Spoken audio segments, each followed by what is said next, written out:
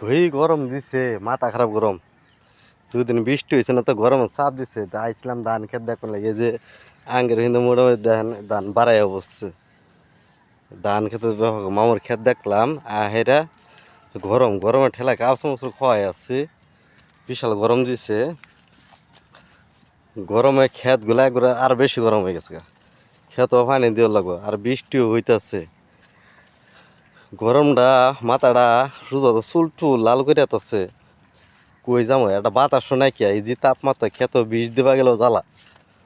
একজন দেখি একটা মানুষ নাই দিন খেত মধ্যে কি তাপমাত্রাটাই দিচ্ছে। এই তাপমাত্রায় মনে করেন গ্যাপ করে এলাবো। এই তাপমাত্রার মধ্যে ঢুকলে মাথা মাথা খারাপ করে মাথা মধ্যে অজ্ঞান করে এলাবো। অজ্ঞান হয়ে গেলে তো আমি বিহত হইতাম গা। মানে আস্তে আস্তে যাইতে থাকি, বেশি দিক জ্ঞান আর গেলে তো বেজাল পাইতো। আর পানি ডালবো করতে খেতে পানি ডালবো, জ্বালা খেতে হয়ে থাকলে আর উঠবো হাইবো। ধান খেতে জ্বালা খেতে ধান খেতে পড়ে গেছি। হাইরে গরম রে।